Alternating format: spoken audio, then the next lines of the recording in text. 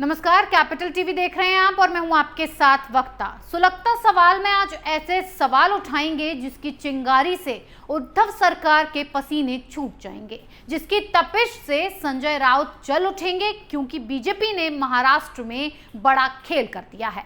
और ये खेल मोदी के मंत्री की नई भविष्यवाणी से जुड़ा है, जिसने तय कर दिया है कि जून में जिस मुख्यमंत्री की कुर्सी से उद्धव ठाकरे को इतना प्यार है, वही उनके हाथों से फिसल जाएगी।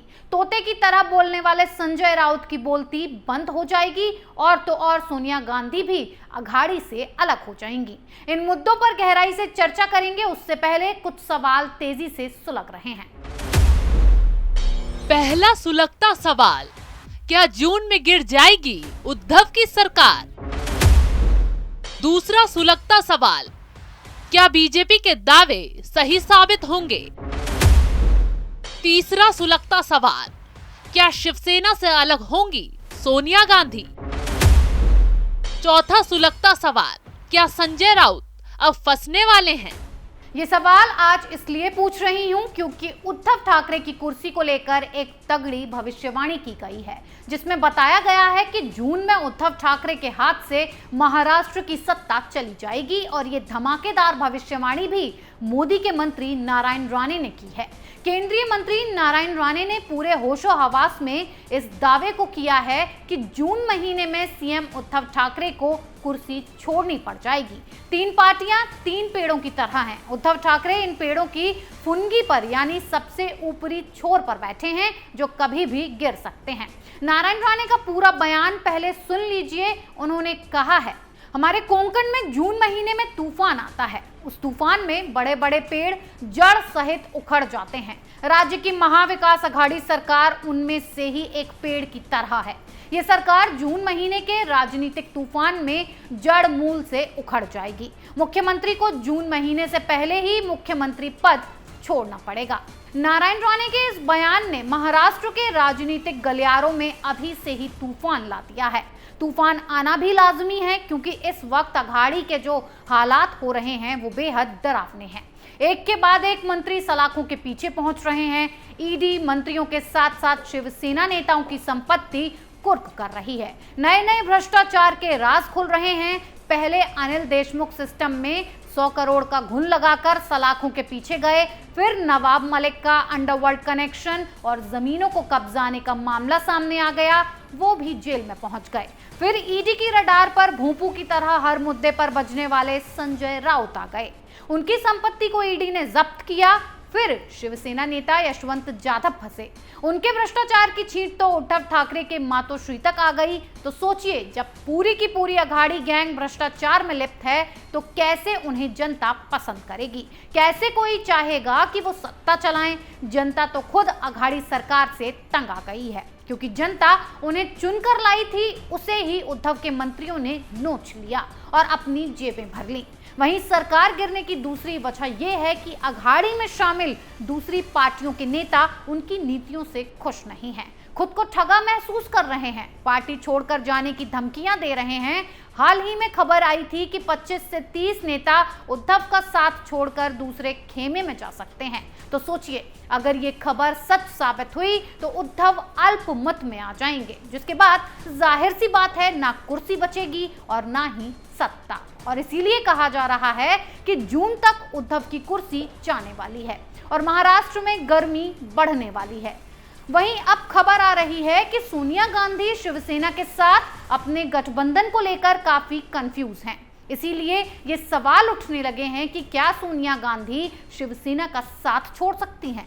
दरअसल सोनिया गांधी के घर एक हाई लेवल मीटिंग हुई, जिसमें हर राज्य में कांग्रेस की रणनीति पर चर्चा की गई। इस दौरान खबर ये आई कि सोनिया गांधी ने चुनावी रणनीतिकार प्रशांत किशोर से ये पूछा कि महाराष्ट्र में हमें क्या करना चाहिए, शिवसेना के साथ रहना चाहिए या साथ छोड़ देना चाहिए, जिस पर प्रशांत किशोर ने साथ रहने की सलाह दी।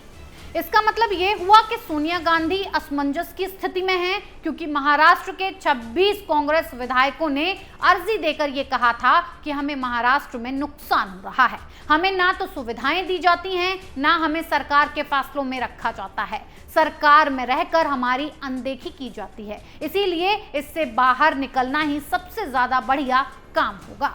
लेकिन अब सोनिया गांधी शिवसेना से अलग होने का फैसला लेंगी या नहीं, ये तो वक्त बताएगा, क्योंकि हाई लेवल मीटिंग में प्रशांत किशोर ने उन्हें शिवसेना के साथ जाने की सलाह दी है।